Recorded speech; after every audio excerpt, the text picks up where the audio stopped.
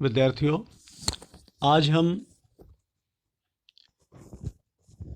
हिंदी व्याकरण के पाठ 5 का पुनरावृत्ति अध्ययन करेंगे।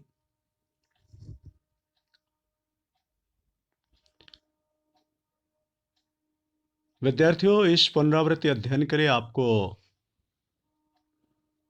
हिंदी व्याकरण की पुस्तक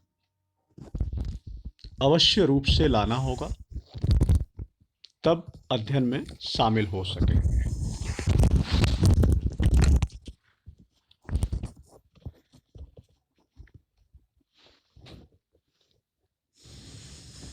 अध्ययन में आगे बढ़ने से पहले आपको एक सूचना देना चाहेंगे। आज शनिवार दिनांक 19/12/2020 को पाठ 5 संबंध बोधक अव्यय नामक पाठ का टेस्ट होगा।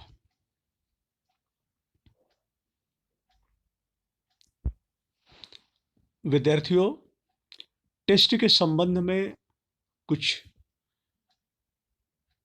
और महत्वपूर्ण जानकारी आपको देना चाहेंगे। वैसे ये जानकारी आप लोगों को होगी, लेकिन फिर भी एक बार बता देना चाहते हैं। अब जैसे ही हमारा एक पाठ समाप्त होगा, तुरंत ही उस पाठ का टेस्ट होगा। यानी हर पाठ की समाप्ति के बाद उसका टेस्ट होगा। ये टेस्ट 2 दिन होंगे। पहला बुधवार, दूसरा शनिवार। विद्यार्थियों ध्यान दें, दोनों दिन टेस्ट नहीं होगा, 2 में से किसी एक दिन टेस्ट होगा। कैसे? यदि हमारा हिंदी का पोर्शन, हिंदी का पाठ जो हम पढ़ रहे हैं, वह पाठ यदि बुधवार से पहले समाप्त हो जाता है,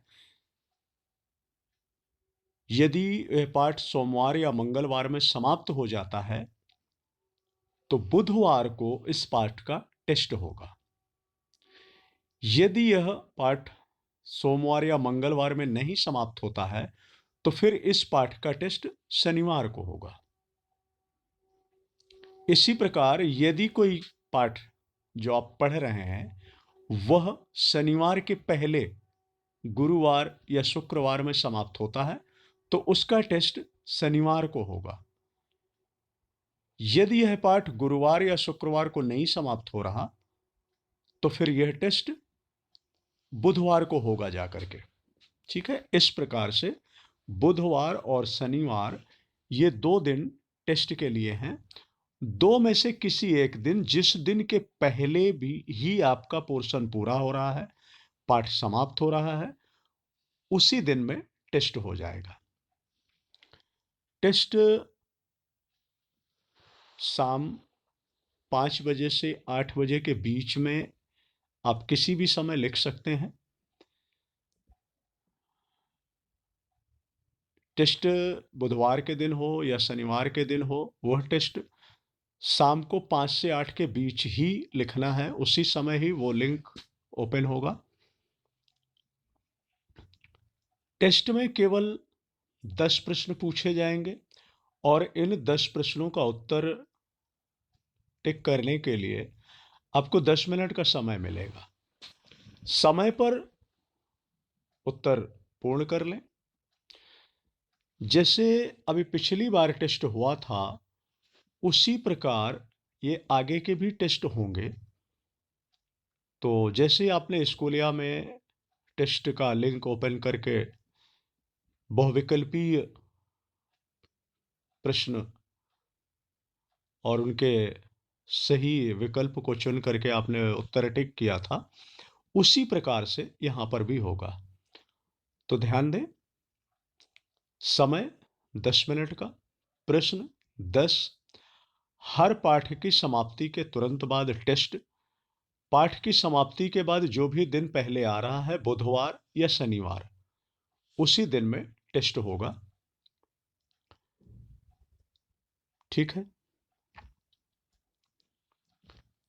पुनरावृत्ति हम पहले भी आपको बता चुके हैं कि इस पाठ 5 का टेस्ट होने वाला है, टेस्ट होगा। तो आप लोगों ने पाठ 5 को पढ़ा होगा, दोबारा समझा होगा, फिर भी एक बार पढ़ लेते हैं, समझ लेते हैं, कुछ मुख्य मुख्य हेडिंग्स को पढ़कर समझ लेते हैं। पाठ है संबंध बोधक अव्यय। संबंध बोधक अव्यय क्या होता है? तो जो शब्द संज्ञा या सर्वनाम के साथ आकर वाक्य के अन्य शब्दों के साथ उनका संबंध बताते हैं, संबंध बोधक अव्यय कहलाते हैं। उदाहरण के लिए पर, तक, के बिना आदि। संबंध बोधक अव्यय के भेद। तो संबंध बोधक अव्यय के 3 भेद होते हैं। पहला, अर्थ की दृष्टि से संबंध बोधक। दूसरा, प्रयोग की दृष्टि से संबंध बोधक। तीसरा, रूप के आधार पर संबंध बोधक। विद्यार्थियों, संबंध बोधक अव्यय के ये 3 भेद होते हैं। अब अर्थ की दृष्टि से जो संबंध बोधक होता है वो कितने प्रकार के होते हैं? तो अर्थ की दृष्टि से संबंध बोधक 13 प्रकार के होते हैं। कालवाचक, स्थानवाचक, दिशाबोधक, साधनवाचक, विरोध सूचक, समता सूचक, हेतु सूचक, सहचर सूचक, विषयवाचक, संग्रहवाचक, पृथकवाचक, तुलनावाचक और विनिमयवाचक। दूसरा, प्रयोग की दृष्टि से संबंध बोधक। प्रयोग की दृष्टि से संबंध बोधक 3 प्रकार के होते हैं। सविभक्ति संबंध बोधक, निर्विभक्ति संबंध बोधक और उभय विभक्ति संबंध बोधक। सविभक्ति संबंध बोधक क्या होते हैं? ऐसे संबंध बोधक शब्द जिनके साथ में विभक्ति यानी कारक चिन्ह या परिसर्ग का प्रयोग हुआ हो, सविभक्ति संबंध बोधक है। निर्विभक्ति संबंध बोधक ऐसे संबंध बोधक शब्द जिनमें विभक्ति का प्रयोग ना हुआ हो। और उभय विभक्ति संबंध बोधक तो ऐसे संबंध बोधक शब्द जिनमें विभक्ति का प्रयोग करके, विभक्ति लगाकर भी जिनका प्रयोग करते हैं और विभक्ति के बिना भी उनका प्रयोग हो सकता है। ऐसे संबंध बोधक शब्द जो विभक्ति के साथ भी प्रयोग हो सकते हैं और विभक्ति के बिना भी प्रयोग हो सकते हैं। चाहे हम विभक्ति के साथ प्रयोग करें, चाहे विभक्ति के बिना प्रयोग करें, उनके अर्थ में, वाक्य के अर्थ में किसी भी प्रकार का कोई अंतर नहीं आता। तो ऐसे संबंध बोधक उभय विभक्ति संबंध बोधक कहलाते हैं। तीसरा प्रकार है रूप के आधार पर संबंध बोधक। ये 2 प्रकार के होते हैं।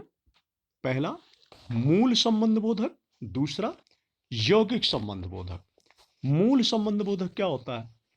मूल संबंध बोधक वह संबंध बोधक है जो किसी के योग से ना बना हो, यानी जो अपने मूल रूप में ही प्रयोग हो रहा हो, वह संबंध बोधक मूल संबंध बोधक होता है। यौगिक संबंध बोधक ऐसे संबंध बोधक शब्द जो किसी के सहयोग से बना हो। विद्यार्थियों, पिछली पाठ योजनाओं में आप पढ़ चुके हो, यौगिक शब्दों की रचना 4 प्रकार से होती है। उपसर्ग द्वारा, प्रत्यय द्वारा, संधि द्वारा और समास द्वारा। तो यौगिक संबंध बोधक वो संबंध बोधक होते हैं जिनमें किन्हीं 2 शब्दों के योग से कुछ नया शब्द बनता है, तो वो यौगिक संबंध बोधक होते हैं। और मूल संबंध बोधक, इनको ये अपने मूल रूप में ही होते हैं। इनको बनाने के लिए किसी के सहयोग की, किसी के योग की जरूरत नहीं होती है। ठीक है। क्रिया विशेषण और संबंध बोधक में अंतर। क्रिया विशेषण और संबंध बोधक में एक महत्वपूर्ण बात को आपको ध्यान रखना है। कभी भी क्रिया विशेषण या संबंध बोधक को पहचानने में गलती नहीं होगी। कालवाचक और स्थानवाचक क्रियाएं यदि संज्ञा और सर्वनाम के साथ प्रयोग हो तो वो संबंधवाचक, संबंध बोधक बन जाते हैं। और जब यही क्रियाएं क्रिया की विशेषता प्रकट करने के लिए प्रयुक्त हुए हों तो फिर ये क्रिया विशेषण बन जाते हैं। बस इतने ध्यान देना है। अव्यय शब्द यदि संज्ञा या सर्वनाम का संबंध वाक्य के अन्य शब्दों से बताने के लिए प्रयुक्त हुआ है तो संबंध बोधक है, और यदि वह क्रिया की विशेषता बताने के लिए प्रयुक्त हुआ है तो वह क्रिया विशेषण है। संबंध बोधक अव्यय संज्ञा या सर्वनाम के साथ प्रयुक्त होकर उसका संबंध वाक्य के अन्य शब्दों के साथ बताते हैं, परंतु क्रिया विशेषण शब्द वाक्य में प्रयुक्त क्रिया की विशेषता बताते हैं। बस इस बात को बहुत विशेष तौर पर ध्यान में रखें। क्रिया विशेषण और संबंध बोधक को पहचानने में गलती नहीं होगी। तो इस प्रकार से ये मुख्य बिंदु मैंने आपको फिर से एक बार स्मरण करा दिया है। आइए इन्हीं से संबंधित कुछ मौखिक प्रश्न हैं, तो इन प्रश्नों के उत्तर अब आप लोगों को देना है, और वीडियो के बाद इन प्रश्नों के उत्तर आपको अपने हिंदी व्याकरण के बुक से ही मिलान करना है। तो पहला प्रश्न दिया है, पहले, पश्चात, सिवाय किसके उदाहरण हैं? पहले, पश्चात, सिवाय किसके उदाहरण हैं? आपको उत्तर मालूम होगा। नहीं मालूम है, अपने हिंदी व्याकरण की पुस्तक उठाएं और उत्तर को ढूंढकर समझें। संबंध बोधक अव्ययों में कारक की विभक्ति किसके बाद आती है? संबंध बोधक अव्ययों में कारक की विभक्ति का प्रयोग होता है, तो यह कारक की विभक्ति किसके बाद प्रयोग की जाती है? उत्तर मालूम होगा। नहीं मालूम तो व्याकरण की पुस्तक पाठ 5 संबंध बोधक पाठ खोलें और उत्तर समझें। विरोध सूचक संबंध बोधक का एक उदाहरण बताओ। बहुत आसान सा है, आसानी से उत्तर मिल जाएगा। उत्तर मालूम होगा, नहीं मालूम तो ये आसानी से मिल भी जाएगा, बस आपको पुस्तक पढ़नी पड़ेगी। स्कूल के समीप में किस प्रकार का संबंध बोधक है? उत्तर नहीं मालूम तो पुस्तक ढूंढिए। पर्यंत किस प्रकार का संबंध बोधक है? पर्यंत किस प्रकार का संबंध बोधक है? अगला प्रश्न, मच्छर के मारे हम बहुत दुखी हैं, वाक्य में किसका प्रयोग है? क्रिया विशेषण का या संबंध बोधक का? मच्छर के मारे हम बहुत दुखी हैं, इस वाक्य में क्रिया विशेषण का प्रयोग हुआ है या संबंध बोधक का प्रयोग हुआ है? आपको ध्यान से समझकर अपने आप को ही उत्तर देना है। यदि उत्तर नहीं आ रहा है तो फिर ध्यान से पाठ 5 संबंध बोधक पाठ को पढ़ना है, समझना है, अपने आप उत्तर मिल जाएंगे। ठीक है, इन प्रश्नों के उत्तर मेरे द्वारा नहीं बताया जाएगा। आपको हिंदी व्याकरण की पुस्तक से पाठ 5 को पढ़ना है, इन उत्तरों को ढूंढना है, समझना है। ध्यान दीजिए, यदि आप इस प्रकार से प्रश्नों के उत्तर ढूंढ रहे हैं, समझ रहे हैं, पढ़ रहे हैं, ऐसे ही प्रश्न बना करके आप अपने आप से प्रश्न कर रहे हैं, उत्तर निकाल रहे हैं, तो फिर किसी भी प्रकार का टेस्ट क्यों ना हो, आपको असफलता नहीं मिलेगी। आप हर प्रकार के टेस्ट में सफल होंगे। ठीक है? तो इन प्रश्नों के उत्तर ढूंढने के लिए आपको पुस्तक पढ़नी पड़ेगी। यदि आपको उत्तर नहीं आ रहे हैं, और यदि उत्तर आ रहे हैं, आपका उत्तर सही है या गलत है, ये जानने के लिए भी आपको पुस्तक पढ़नी पड़ेगी। तो एक बार वीडियो देखने के बाद हिंदी व्याकरण की पुस्तक उठाएं और इन प्रश्नों के उत्तर यदि आपको नहीं मालूम हैं तो, और यदि मालूम है तो फिर से अपनी पुस्तक से मिलान करें। और गृह कार्य में पाठ 5 संबंधबोधक अव्यय पुनः आपको पढ़ना व समझना है। और इसी के साथ हमारा आज का पुनरावृत्ति अध्ययन यहीं समाप्त होता है। धन्यवाद।